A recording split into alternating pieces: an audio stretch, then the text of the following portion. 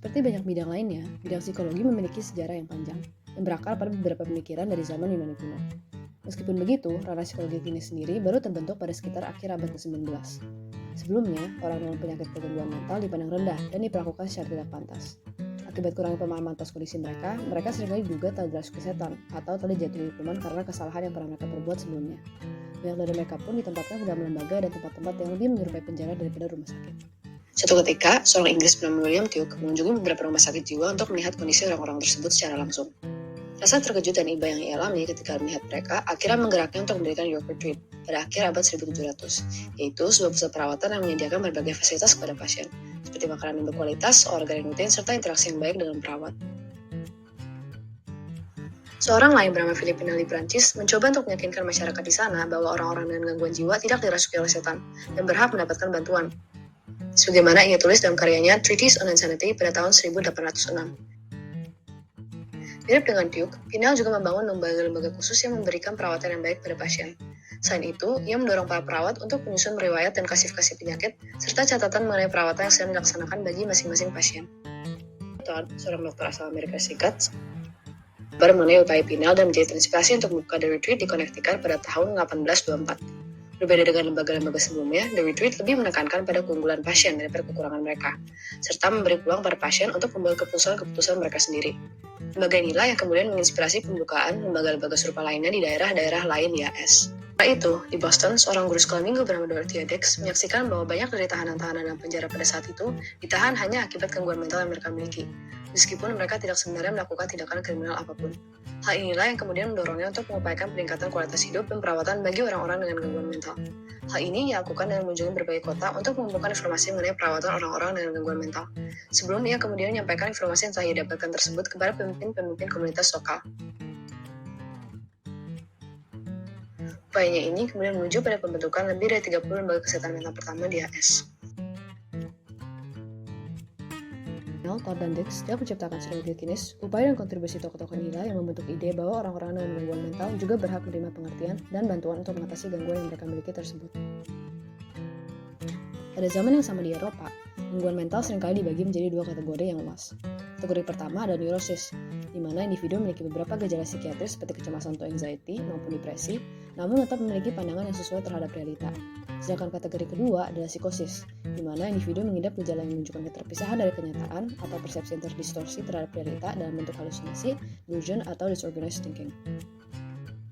Emil Kraepelin, seorang psikiater asal Jerman, mengkategorikan gangguan mental eksogen yang diakibatkan oleh faktor-faktor eksternal dan relatif mudah untuk diobati, serta gangguan mental endogen yang diakibatkan oleh faktor-faktor internal dari dalam diri individu itu sendiri.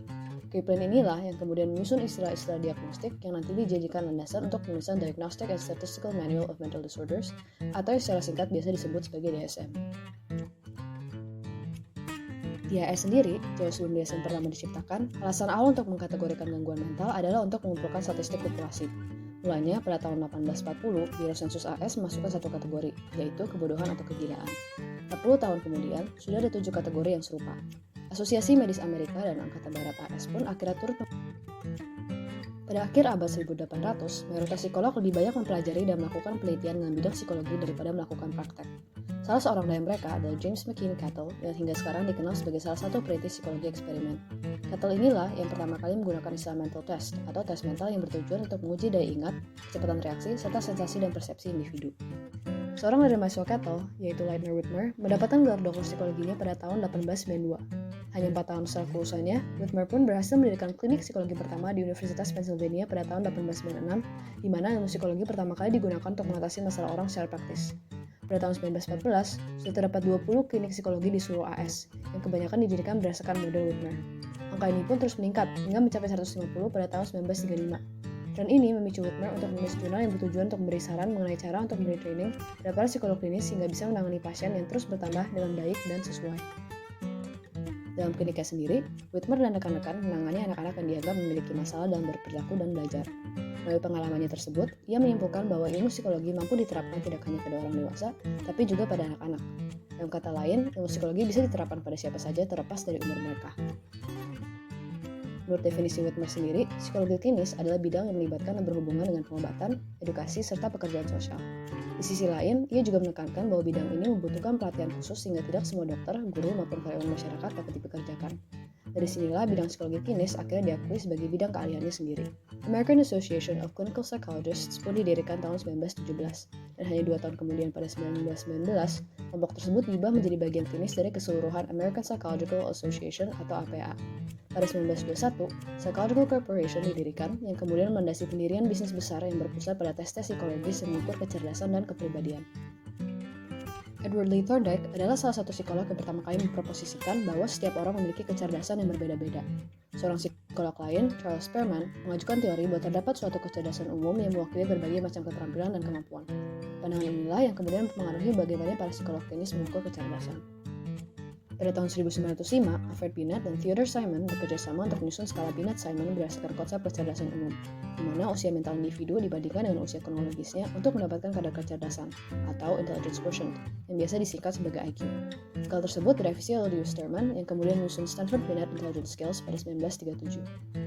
Namun, karena ternyata skala tersebut hanya aplikatif untuk anak, David Washer memutuskan untuk menyusun ujian kecerdasan khusus untuk orang dewasa pada 1939, yang disebut tes Washer-Bellevue.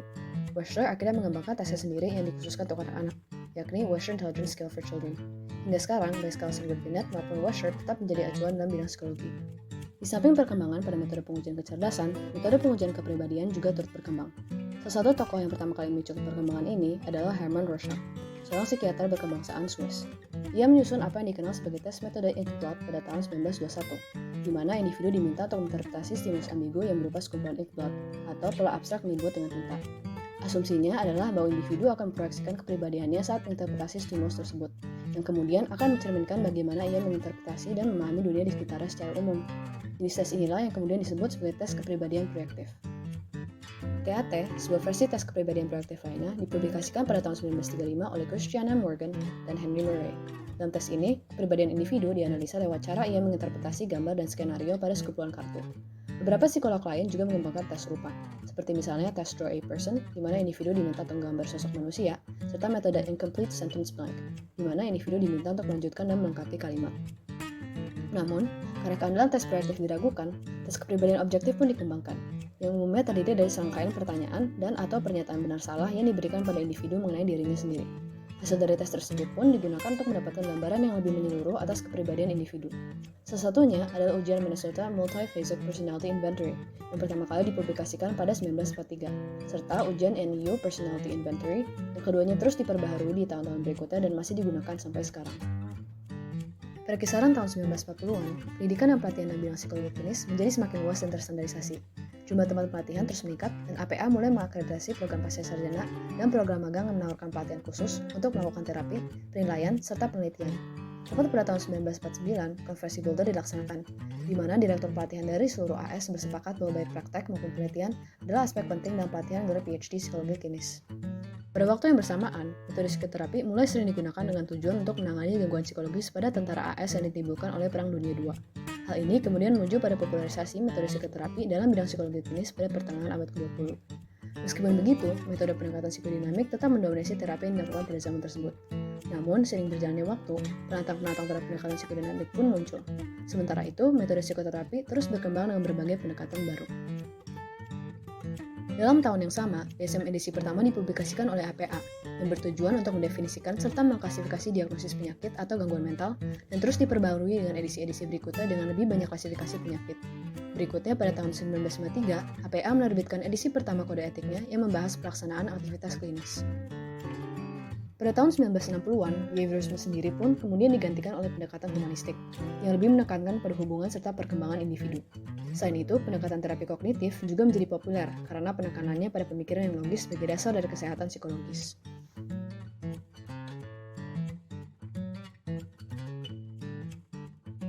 Hingga pada 1970-an, bidang psikologi klinis semakin meluas dan bervariasi dengan merekrut lebih banyak perempuan dan anggota kelompok minoritas ke dalam lapangan.